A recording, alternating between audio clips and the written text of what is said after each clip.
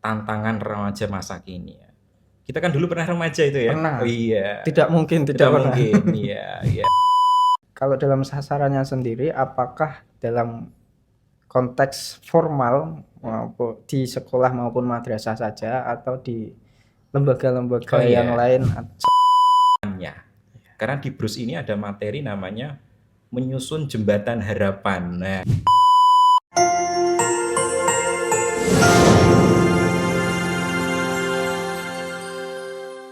Assalamualaikum warahmatullahi wabarakatuh. Waalaikumsalam warahmatullahi wabarakatuh. Kembali lagi dengan saya Kiki di acara podcast Caraka, cerita inspiratif bersama Kementerian Agama Kabupaten Kendal. Usia remaja merupakan usia yang sangat krusial di mana perkembangan psikis maupun psikologis sangat menentukan arah masa depan remaja itu. Kementerian Agama hadir dengan program BRUS, bimbingan remaja usia sekolah untuk remaja-remaja sebagai upaya pemerintah untuk menanggulangi atau preventif pencegahan kenakalan remaja. Oleh karena itu, sudah bersama saya di studio beliau fasilitator nasional BRUS, bersama saya Bapak Afif Zakiyuddin SSY. Yeah. Assalamualaikum Bapak. Waalaikumsalam warahmatullahi wabarakatuh. Sehat Bapak? Alhamdulillah. Mas Kiki juga sehat mestinya. Alhamdulillah sehat. Sengaja kita datangkan langsung dari Kota Pekalongan. Benar ya, betul. Iya. Bapak Afif Zakiyuddin ini akan bercerita tentang BRAS dan apa itu isinya. Gitu ya Bapak? Siap. Tanpa berlama-lama, inilah podcast Caraka. Baik, Bapak Afif Zakiyuddin. Asli di Pekalongan atau bagaimana, Bu? Iya, nah ini kalau asli saya kelahiran Pemalang gitu ya. Pemalang ya. Tinggal di Pekalongan dan alhamdulillah kerja di Kendal. Jadi itu 3 kota penting bagi saya. Lahirnya di Pemalang, lahir di Pemalang, tempat tinggal di Pekalongan, dan ini tempat kerja saya di Kabupaten Kendal, tepatnya di KUA Kendal. Di KUA Kendal. Ya, betul. Untuk BRAS sendiri Bapak sudah menjadi fasilitator nasional. Tapi pemirsa juga harus tahu kemunculan BRAS atau sejarah BRUS itu sendiri bagaimana Bapak? Iya, ini berbicara tentang BRUS itu menarik ya. Jadi sekilas ketika saya membaca terkait dengan regulasi BRUS itu sendiri, itu kan setiap regulasi itu kalau mau mau menyebutkan tentang hal-hal yang terkait dengan katakan bimbingan remaja, usia sekolah dan sebagainya, begitu kan selalu ada latar belakangnya begitu ya. Nah, di latar belakang ini berbicara tentang BRUS itu kita tidak bisa lepas dari program pemerintah. Program pemerintah yang kalau saya lihat siapapun itu presidennya, kalau dulu ada Pak SBY begitu ya, kemudian dilanjutkan dengan Pak Joko Widodo dengan program Nawacitanya, kemudian sekarang Pak Prabowo dengan Astacita itu ya, yang kurang lebih sebenarnya programnya itu sama, meningkatkan kualitas hidup manusia. Nah, berbicara tentang kualitas hidup manusia dalam konteks sebuah negara itu kan kita berbicara tentang warga negara, atau sering kita menyebutnya dengan masyarakat. Gitu ya. Nah, masyarakat itu unsur terkecilnya adalah keluarga itu. Nah, keluarga. Jadi kalau ingin kualitas hidup manusia suatu negara itu baik, maka kita harus memperbaiki dari skop yang terkecil dulu. Siapa itu? Keluarga. Nah, dalam hal ini Kementerian Agama Republik Indonesia melalui Direktorat Jenderal Bimbingan Masyarakat Islam itu membuat program-program yang mana program itu sebagai upaya untuk mewujudkan program yang telah ditetapkan oleh pemerintah, meningkatkan kualitas hidup manusia dengan cara memperbaiki dulu masyarakatnya, memperbaiki dulu keluarganya. Dari yang terbawah. Dari yang terbawah itu. Di Dirjen Bimas itu kan banyak program-program untuk untuk mewujudkan keluarga sakinah ya. Mulai yang pertama, yang termuda itu kan remaja, itu ada BRUS, bimbingan remaja usia sekolah, ada BRUN, bimbingan remaja usia nikah. Usia nikah. Nah, bagi yang sudah terdaftar di KUA dan mau menikah, ada bimbingan perkawinan. Nah, itu semua adalah layanan dalam bentuk apa istilahnya kalau kita menyebut service before marriage ya, layanan sebelum menikah. Nah, afternya juga ada, tapi mungkin kita di kesempatan ini lebih detailnya tentang BRUS kan ya. Nah, barangkali nanti program-program yang lain bisa melalui pembicara yang lainnya gitu. Ya. Berarti kalau berbicara program pemerintah mesti ada dasar hukumnya gitu. Betul sekali. Iya. Iya, BRUS itu bimbingan remaja usia sekolah itu ada petunjuk teknisnya, ada juknisnya. Itu di keputusan Direktorat Jenderal Bimbingan Masyarakat Islam nomor 1012 tahun 2022 tentang petunjuk teknis pelaksanaan bimbingan remaja usia sekolah. Di aturan di regulasi ini, dasar hukum ini jelas semua mengatur apa itu BRUS, bagaimana tujuannya serta pelaksanaannya seperti apa. Nah itu ada semua di dalam juknisnya itu. Juknisnya itu di Kepdirjen Bimas nomor 1012 tahun 2022 itu. Begitu. Nah, tujuannya sendiri itu apa? Nah, ya terkait dengan tujuan ya. Tujuan bimbingan remaja usia sekolah itu tentunya untuk membekali para remaja dengan pengetahuan, keterampilan. Yang pengetahuan dan keterampilan ini disampaikan dalam upaya apa? Membentuk remaja yang sehat dan berkarakter. Berkarakter. Itu, titik poin dari BRUS itu adalah membentuk remaja yang sehat dan berkarakter. Di samping juga tujuan-tujuan yang lain tentunya ada, misalkan untuk mencegah pernikahan dini. Masih banyak itu ya Pak ya. Betul sekali. Nah itu, jadi dengan memberikan pembekalan pengetahuan, keterampilan menjadi remaja yang sehat dan berkarakter, tentunya akan berimbas pada berkurangnya nikah dini. Kalau nikah dininya berkurang, stuntingnya juga bisa berkurang. Karena biasanya stunting itu kan lahir dari dari pernikahan-pernikahan yang belum siap, belum matang, dan dari usia muda itu tadi. Di samping juga memberikan life skill ya. Menarik sekali sebenarnya kalau berbincang tentang BRUS dan apa tujuannya. Kalau kita melaksanakan dengan baik, insya Allah apa yang dicita-citakan pemerintah untuk kualitas hidup manusia yang baik, manusia Indonesia yang baik, insya Allah akan tercapai. Begitu Mas. Oh siap. Sambil diminum enggak? Oh gitu ya. Kita santai aja di sini. Oh siap.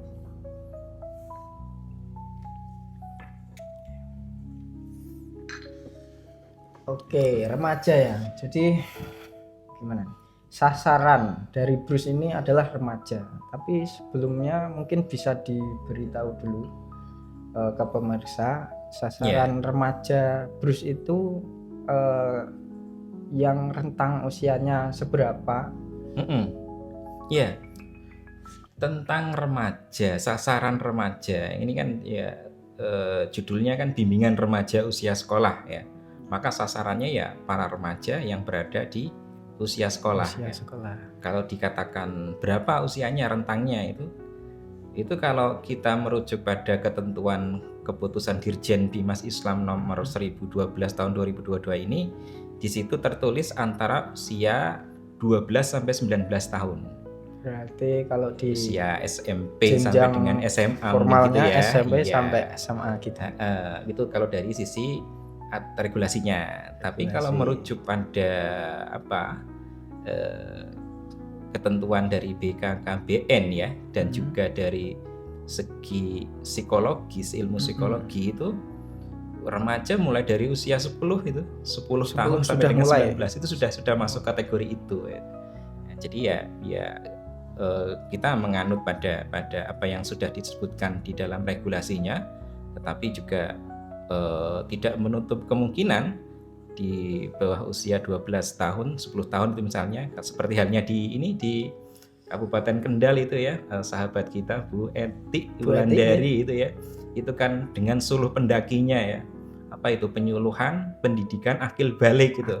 Nah itu kan menyasar pada para anak-anak yang akan memasuki masa remaja itu, berarti kan 10 tahun dan lain sebagainya ya. Nah itu juga anak-anak yang akan menjelang remaja ini dengan diberikan penyuluhan pembimbingan, saya rasa juga hal yang baik, sehingga nanti ketika sudah betul-betul memasuki masa remaja, mindset dan lain sebagainya sudah mulai tertanam. Iya, tertanam dengan baik. Iya, dan tinggal terlaksana dengan baik juga, begitu.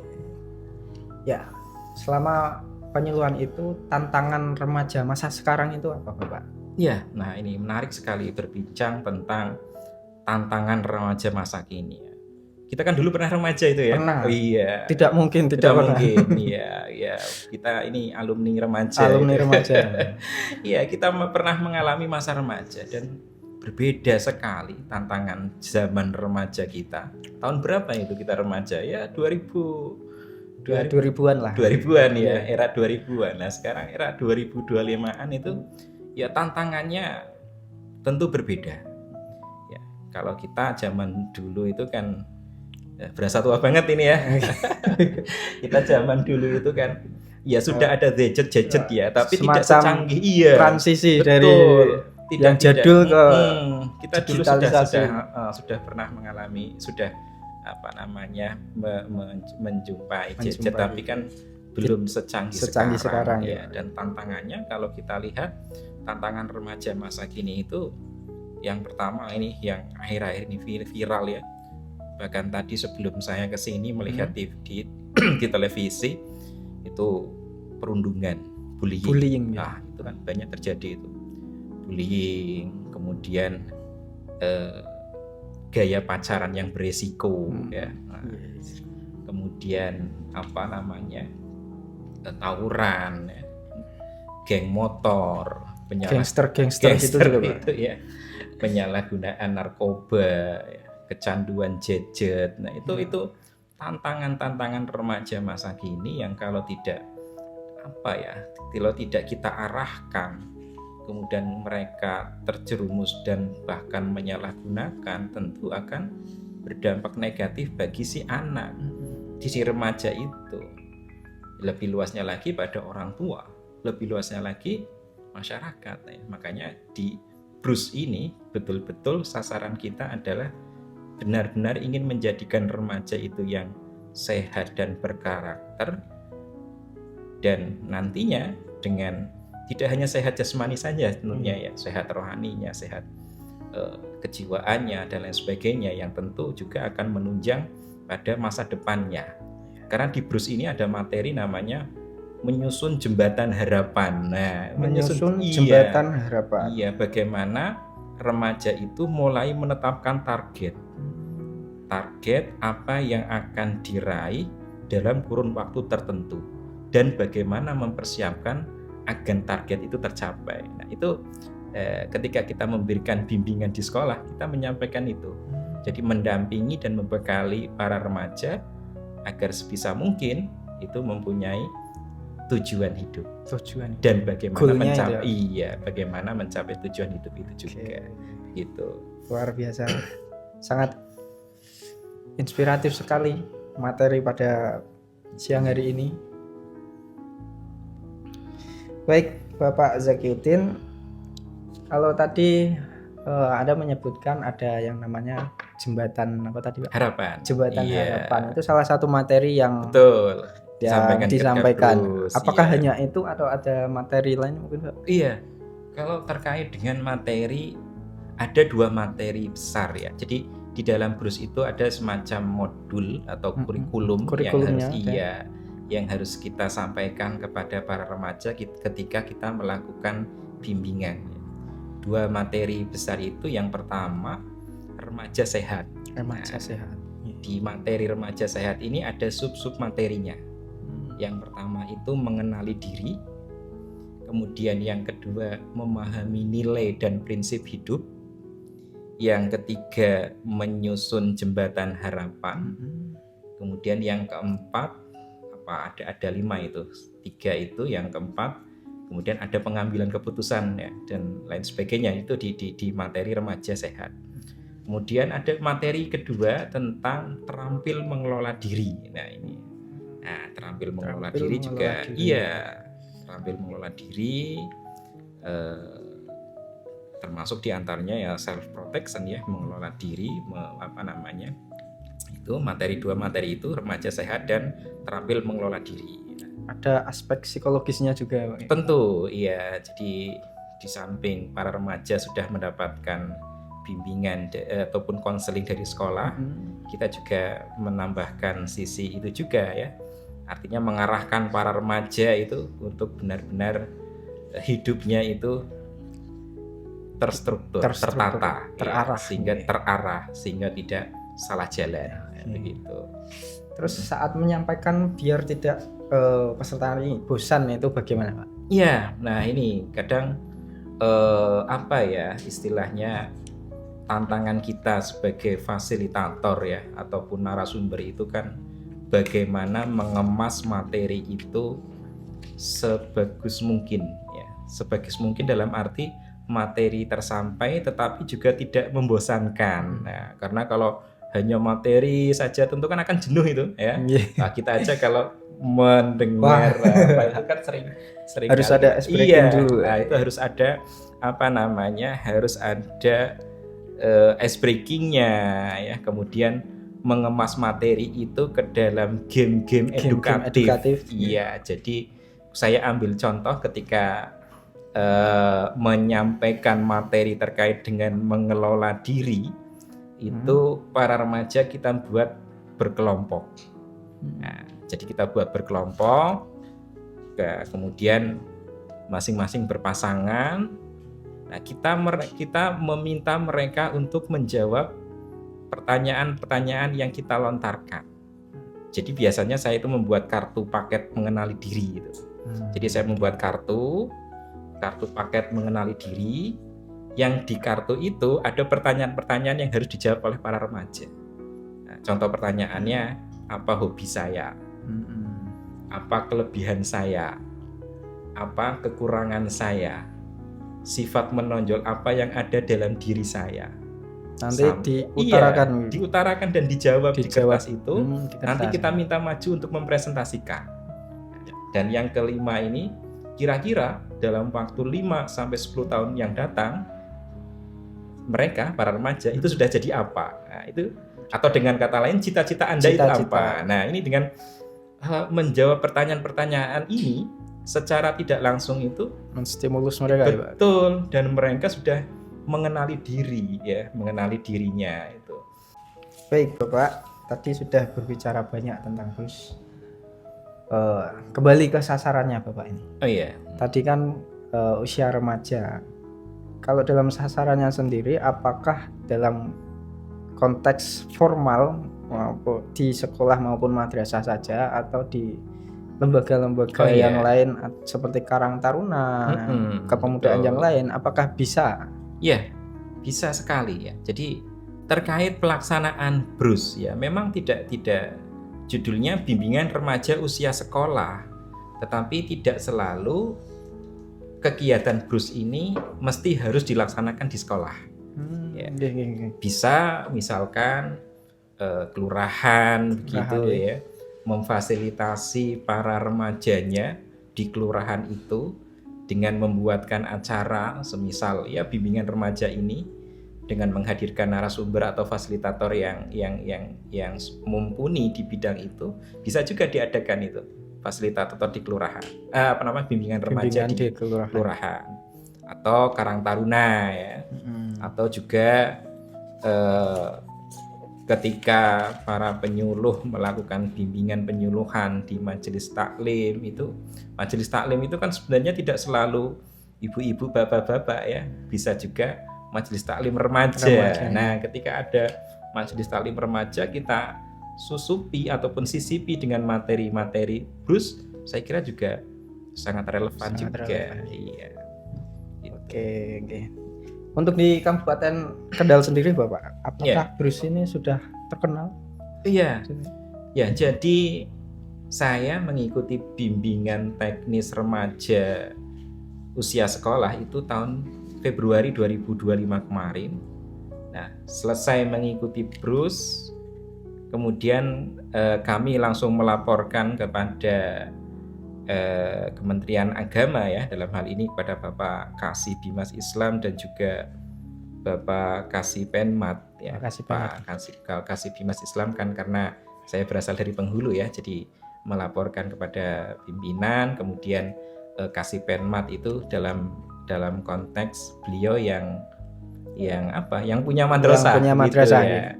Sehingga saya melaporkan, Pak, kami selesai melaksanakan BIMTEK dan kami siap turun untuk melaksanakan bimbingan remaja.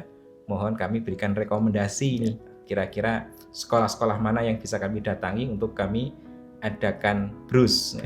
Jadi ini sebagai piloting project awal, itu kami diberikan 5 madrasah, 3 madrasah, 2 sekolah. Ya, 3 madrasah ini kemudian MTS 1, MTS 2. MTS 1 Kendal, MTS 2 Kendal. Betul, kemudian satunya SMA atau SMU itu, Sunan Katong Kaliwungu. Oh, MA atau MTS? Ada itu 2. Kayaknya MTS ya. MTS dan satunya itu Darul Amanah. Nah, itu di awal kami melaksanakan BRUS di 5 tempat itu. Kemudian terakhir kemarin kami difasilitasi oleh Bimas Islam Kemenak Kendal ya, untuk memberikan sosialisasi materi BRUS kepada para penyuluh dan penghulu di KUA di lingkungan kantor Kementerian Agama Kabupaten Kendal. Jadi bagi para penyuluh ataupun penghulu yang akan melaksanakan BRUS di sekolah-sekolah, itu mereka sudah dapat materi yang juga saya dapat ketika mengikuti BIMTEK. Betul, artinya materi yang disampaikan kurang lebih sama, dan kita lihat ini sepertinya BRUS di Kabupaten Kendal sudah cukup masif terlaksana. Tidak hanya di Kecamatan Kendal saja, kalau kita lihat ya, itu di kecamatan-kecamatan lain itu juga sudah banyak yang mengadakan bimbingan BRUS di sekolah ataupun madrasah gitu. Oke. Semisal ada pemirsa atau satu lembaga yang ingin meminta penyuluhan BRUS, itu bagaimana caranya, Pak? Iya, betul. Ya, kami BRUS Kemenak Kendal punya medsos ya. Di Instagram itu BRUS Kemenak Kendal, itu bisa dimanfaatkan untuk informasi terkait BRUS ya. Kemudian bila Bapak Ibu di sekolah ataupun madrasah berkehendak untuk mengadakan bimbingan remaja usia sekolah di sekolah ataupun madrasah yang Bapak Ibu pimpin atau kelola, bisa menghubungi Kementerian Agama atau juga bisa melalui KUA setempat. Nanti bisa dijadwalkan biar bisa diutus nanti fasilitator yang akan melaksanakan kegiatan BRUS itu tadi sesuai dengan jadwal yang sudah ditentukan kan itu. Oke. Berarti gitu. Bisa lewat medsos ya, Pak? Betul, bisa lewat IG-nya BRUS Kemenak Kendal. IG BRUS Kemenak Kendal. Iya. Catat ya. Bisa lewat juga ke Kemenak Kendal langsung. Oke. Ya, dijadwalkan oleh pihak Kemenak atau juga ke KUA setempat ya, di kecamatan masing-masing. Iya. Betul sekali. Baik, terakhir Bapak, harapan setelah para siswa ini mendapatkan atau mengikuti BRUS ini bagaimana, Pak? Ya, jadi harapannya sebagaimana tujuan dari BRUS itu sendiri ya, remaja terbekali dengan pengetahuan dan keterampilan agar remaja itu menjadi remaja yang sehat dan berkarakter. Remaja yang sehat itu cirinya itu bisa kita sampaikan secara sederhana itu dalam bentuk tepuk gitu ya. Tepuk BRUS ya. Tepuk BRUS ada tepuk BRUS. Ya. Tidak hanya tepuk sakinah saja ya. Selama ini yang viral itu kan tepuk sakinah. Tapi di BRUS itu pun ada tepuk BRUS ya. Nah, itu yang diharapkan adalah remaja yang sebagaimana dilirikkan di dalam tepuk BRUS itu. Apa tepuk BRUS-nya? Ini saya contohkan sederhana saja ya. Itu kan yang pertama, bijaksana. Bijaksana. Nah, itu simbolnya jempol. Jempol. Bijaksana. Yang kemudian yang kedua religius ya, serta tekun beribadah. Nah, kalau beribadah kan simbolnya kita kan berdoa ya, memohon.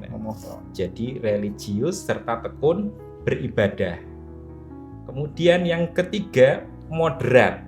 Tengah-tengah. Wasatiyah itu kan tengah-tengah. Tidak terlalu ke kiri, tidak terlalu kanan.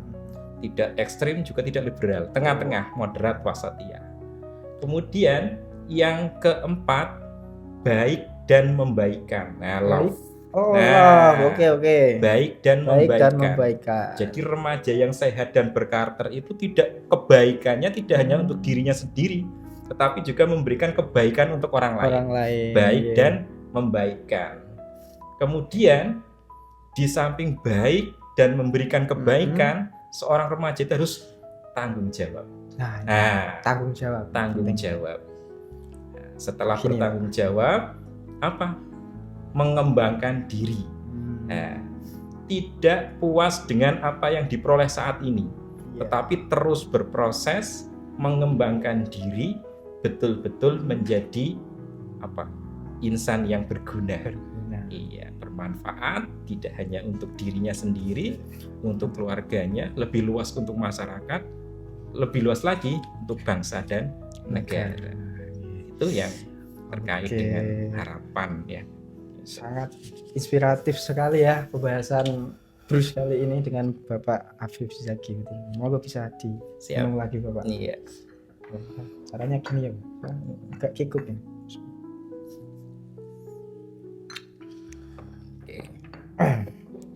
Baik, Pak Afif sebelum di Kendal itu di mana? Iya, saya di Kendal itu sudah mau 2 tahun ini ya. Saya 2024 di Kendal.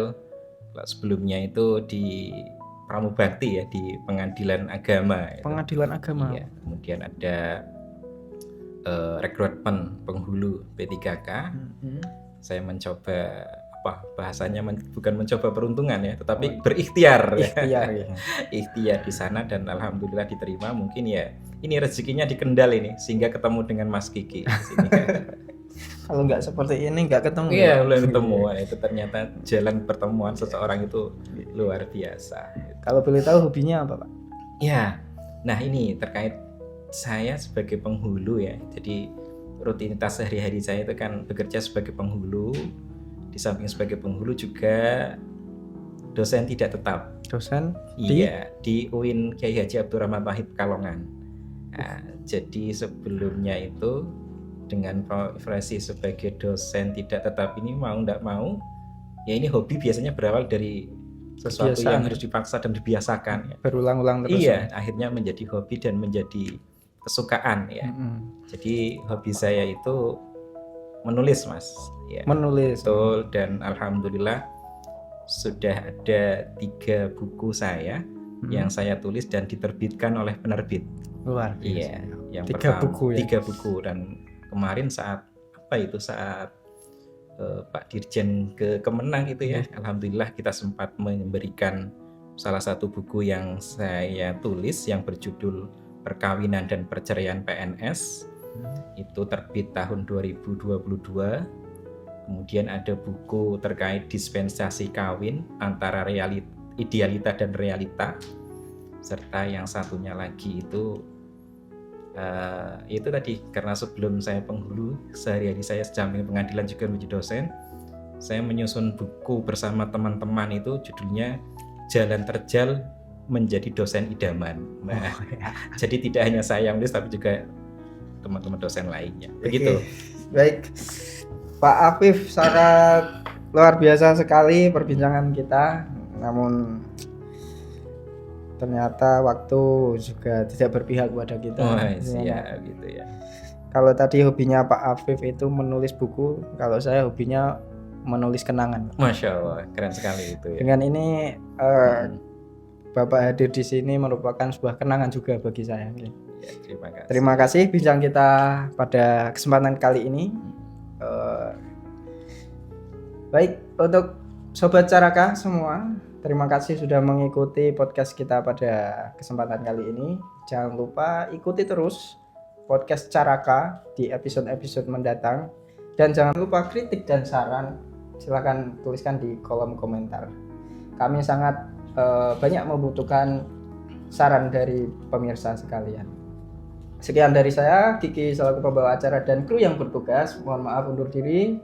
Sekian, wassalamualaikum warahmatullahi wabarakatuh. Waalaikumsalam warahmatullahi wabarakatuh. Makasih Pak ya. Siap. Apunten ya Pak, salah kata.